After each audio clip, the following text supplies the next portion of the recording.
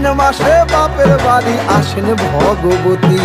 আশ্বিন মাসে বাপের বাড়ি আসেন ভগবতী। বলো গৌরী এলো দেখে জানো, গৌরী এলো দেখে জানো, গৌরী এলো দেখে জানো, গৌরী এলো দেখে জানো। ভবের ভবানী আমার ভবন করিল আলো। গৌরী এলো দেখে জানো, গৌরী এলো দেখে জানো।